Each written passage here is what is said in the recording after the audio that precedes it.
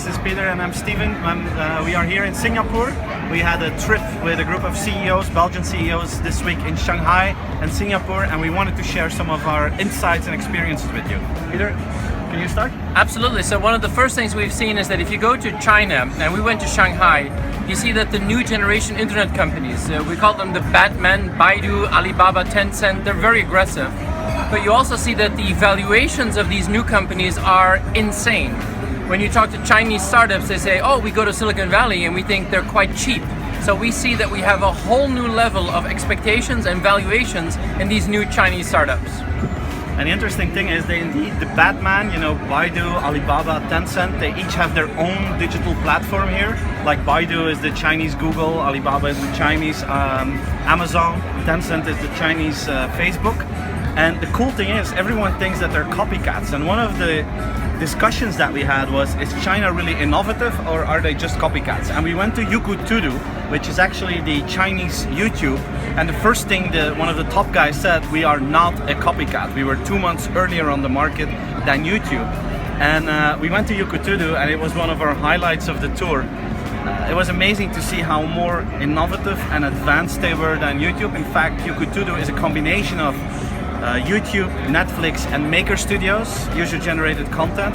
And this is just one example of a company that is really ahead of YouTube, but the same thing can be said for WeChat. It is a messenger platform where you can do payments, where you can order taxis, where you can book restaurants. If you compare that with Facebook Messenger, WeChat is more advanced.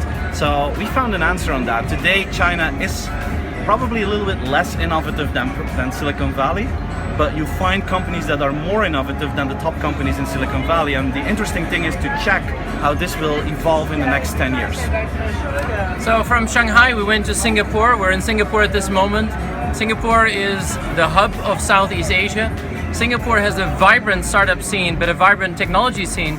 But the most interesting thing about Singapore is that their ambition levels. Southeast Asia is expanding. Malaysia, Indonesia, Myanmar, Vietnam, they're all regions, countries where you have a young population who is using technology, who is hooked on mobile, and who's going for a service-driven economy. And what struck me the most is the fact that if you look at Singapore, Singapore is only 5.5 million people. That's about the size as Flanders.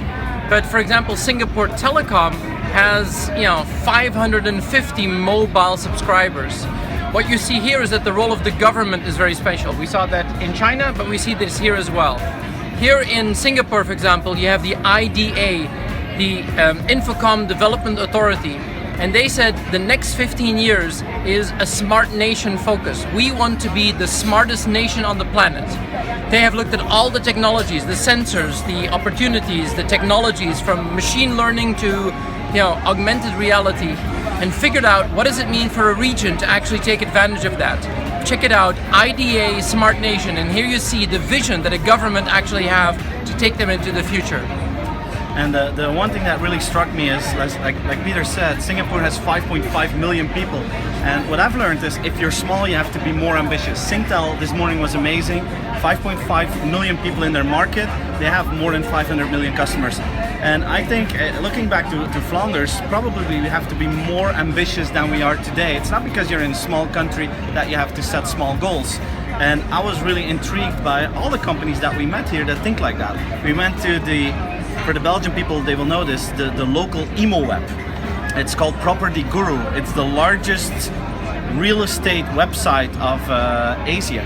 They started in this country, but they have about 4 times as many visitors as the top website that we have in Belgium and probably different European local markets. They just thought, okay, we're in this market, but we're going to go immediately for Southeast Asia. And I think this is really interesting mindset that shows the ambition, and it shows that as a small nation, you can have a huge impact. And I think that motivated a lot of the people that we had here from Belgium to think, how can we, do the same thing in Belgium, basically. So I think we had a great trip. This is our closing night. We're almost heading to the airport, and we just wanted to share this with you. We hope you like it. Feel free to share it. Feel free to like it, and hopefully it gives you some flavor of the trip that we had here. So thank you very much. Thank you very much. Bye bye.